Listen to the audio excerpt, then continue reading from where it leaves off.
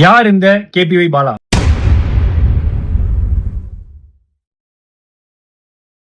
இந்த 2 நாளா நான் படுற கஷ்டத்துக்கு எல்லாத்துக்கும் நன்றி.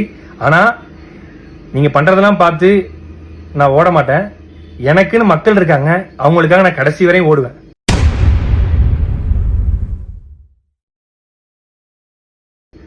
பாலா எக்ஸ்போஸ்ட். பாலா வந்து ஒரு சர்வதேச கைக்கூலி, இவன் ஒரு ஸ்கேமு, இவன் மாட்டோன்னு நினைச்ச வாங்கட அடிக்கலாம். எவ்வளோ வன்மம் இல்ல.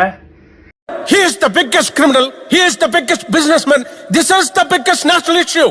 சரி ஓகே, நானும் வந்து இந்த 2 நாளா சரி ஓகே இது இப்போ முடியும் அப்போ முடியும்னு பார்த்துட்டு இருந்தேன். ஒரே ஒரு படம் பண்ணேன். அந்த படத்துக்கு அப்புறம் இவ்வளோ வந்து ஏதாவது ஒன்று பண்ணுவாங்கன்னு எனக்கு சத்தியமா தெரியாது. இந்த ஆம்புலன்ஸ் வந்து ஒரு நம்பர் பிளேட், ஒரு டி பிரச்சனை, சின்ன டி, அந்த டி பிரச்சனையை வச்சுக்கிட்டு எவ்வளோ பண்றாங்க.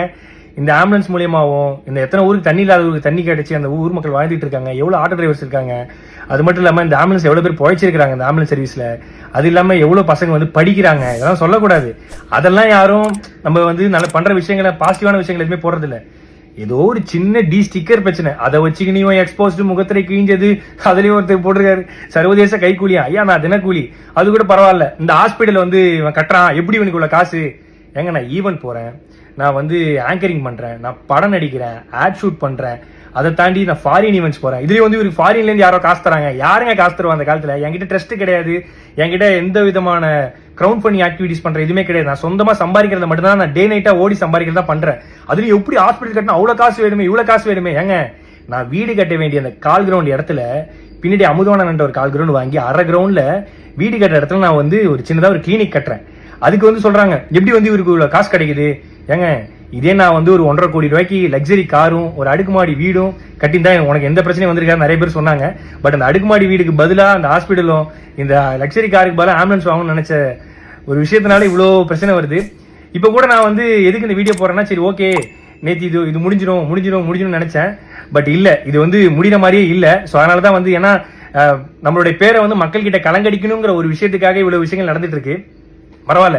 இப்போ நான் ஏன் வீடியோ போட்டேன்னா, இதை பார்த்து நிறைய மக்கள் வந்து, நிறைய பசங்க வந்து ஐயோ இப்படிலாம் பண்ண இவ்வளவு பிரச்சனை இருக்குன்னு சொல்லிட்டு பின்வாங்கிடக்கூடாது. கடைசி வரைக்கும் அவங்களால முடிஞ்ச உதவி, ஏன்னா நம்மளை பார்த்து நிறைய பேர் பண்ணிட்டு இருக்காங்க. உண்மையாக வண்டி ரெஜிஸ்ட்ரேஷன் பண்ண புக்கு எல்லாமே இதெல்லாம் இருக்கு. அதுலயும் வந்து வீடியோ எடுத்து யூடியூப்ல போட்டு சம்பாதிக்கிறான். நான் வீடியோ எடுத்து இன்ஸ்டாகிராம்ல தான் போடுறேன். இன்ஸ்டாகிராம்ல போட காசு கிடையாது. யூடியூப் சேனல் வச்சிருந்தா தான் காசு. என் யூடியூப் சேனல் கிடையாது. ஆனா என்னை பத்தி தப்பா பேசி யூடியூப்ல போட்டு தான் ஒரு சிலர் காசு சம்பாதிச்சிட்டு இருக்காங்க சமீபமா. ஸோ நான் என்ன சொல்றதுன்னு தெரியல. பாத்துக்கலாம், எவ்வளோ வன்மத்தை தாண்டி வாழ வேண்டியதா இருக்குன்னு இப்பதான் தெரியுது. பிரச்சனை இருக்குன்னு தான் நல்லது பண்றோம், ஆனா நல்லது பண்றதுல ஒரு பிரச்சனை இருக்கான்னு கேட்டா என்ன சொல்றதுன்னு தெரியல. நன்றி.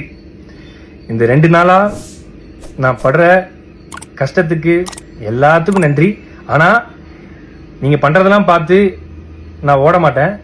எனக்குன்னு மக்கள் இருக்காங்க, அவங்களுக்காக நான் கடைசி வரையும் ஓடுவேன். தேங்க்யூ.